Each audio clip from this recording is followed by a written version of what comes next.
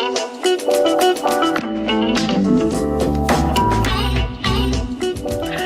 friends!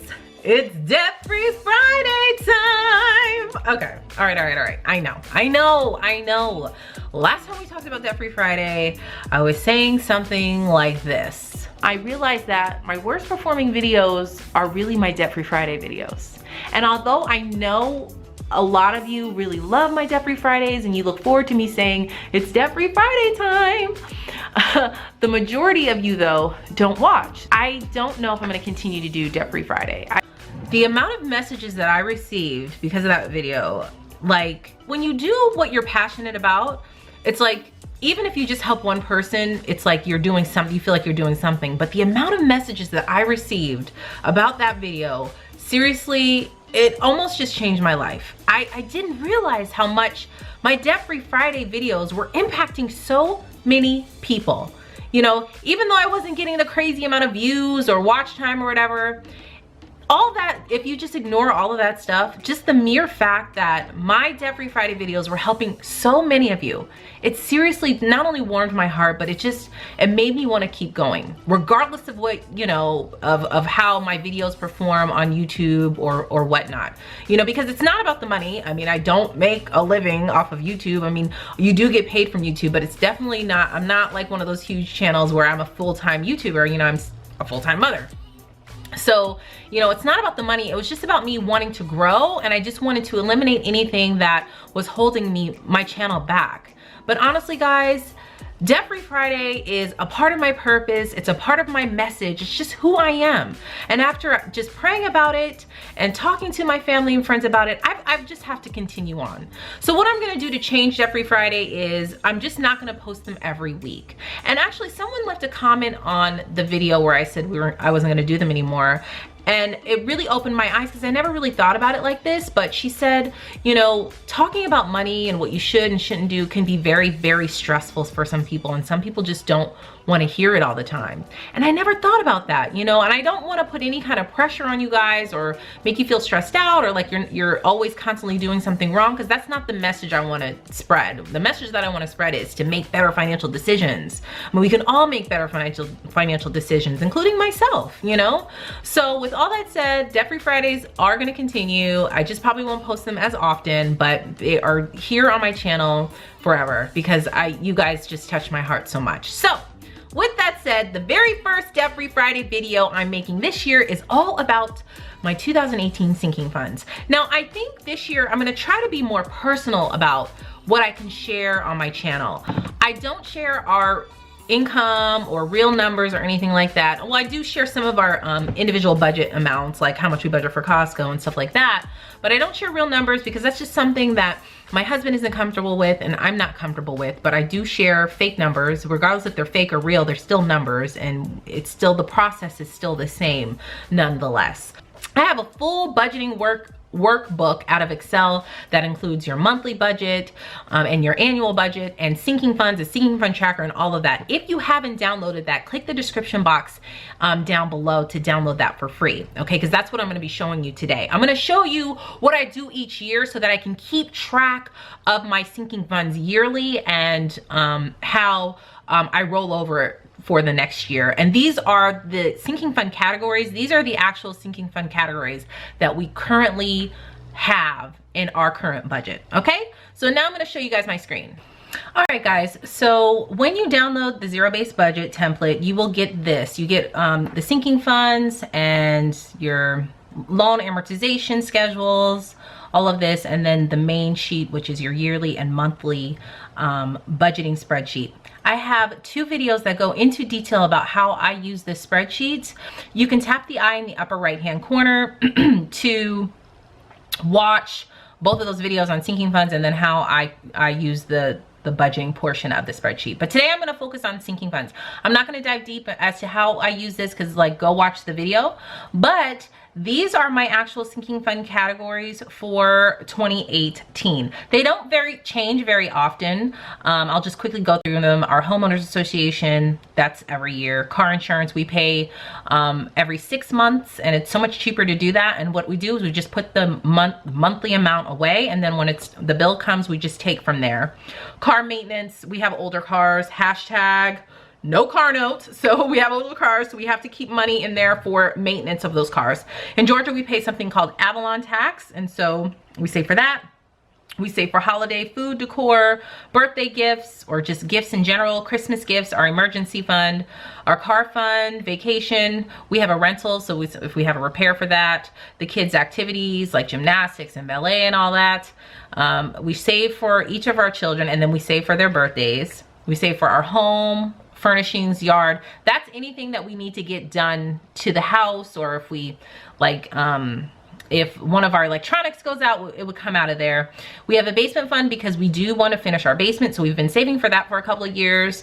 We have doctor. Now this is important to have some sort of medical sinking fund because you just never know when or if your insurance covers what. So I like to have a small amount, not too much, but like a small amount there, you know, in case you don't reach your deductible. I'd like to have at least what your deductible is in there, so that in case you don't reach your deductible, you have that money in there just to pay for something.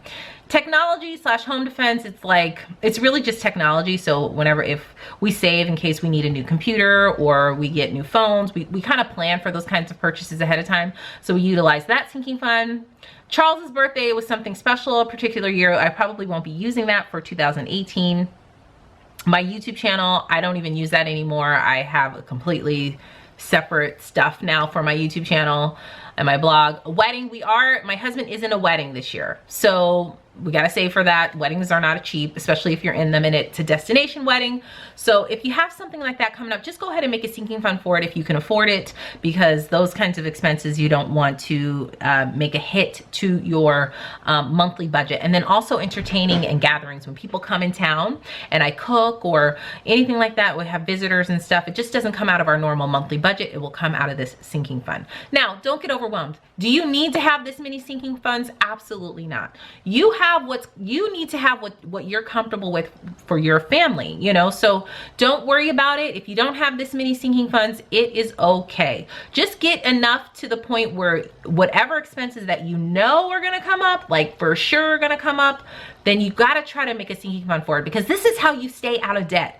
And the reason why we have so many sinking funds is because I like to never ever have to touch our emergency fund unless it's a true emergency, because everything I listed here is not a true emergency, because I'm able to save for it. Okay, so throughout the year I have certain amounts that I'm saving for each one. I'm just gonna quickly put in $10 just because.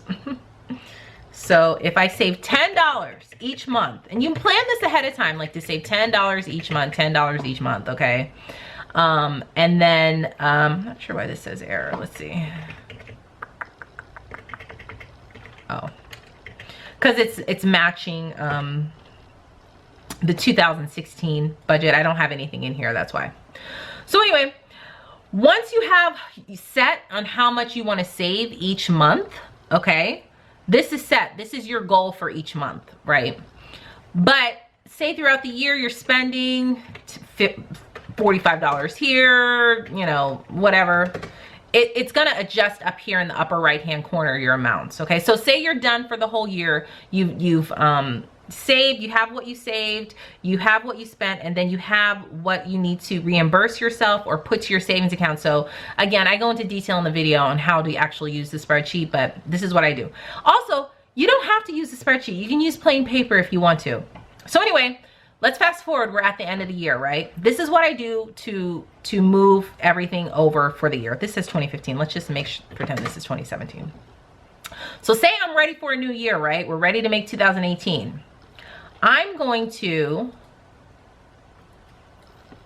to do is, and this is a little Excel lesson. This is the column here is already frozen, so you should be fine. I'm going to highlight all the columns here, and I'm going to copy. You can hit Control-C to copy, or right-click, copy in here. And I'm going to paste it in one column over. Control-V, paste. Okay? And what I'm gonna do is I'm going to highlight these columns again and then right click and hide them. And I'm gonna change this to 2018, okay? And so here, if you need to change your sinking fund categories, you can. I like to kind of try to keep the same ones, but if you need to change them, you can. And this is where you start your new year and you put in the new amount. Say this year you wanna do $25 a month, okay?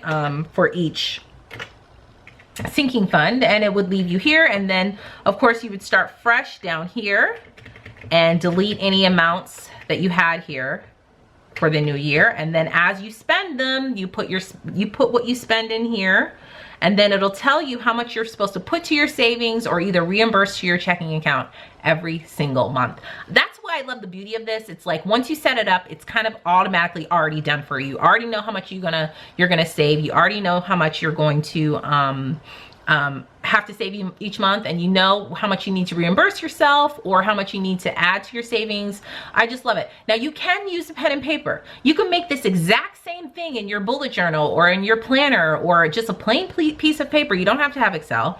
If you don't have Excel, you can download the Google Sheets version of this. All of that would be in the email that you receive when you download my zero-based budget spreadsheet. But that's it, guys. I mean, it's pretty simple. I like to stay consistent with my budgeting because I know it works for me. You've got to figure out what works for you. So leave a comment down below and let me know, how do you track your sinking funds? How do you save your sinking funds?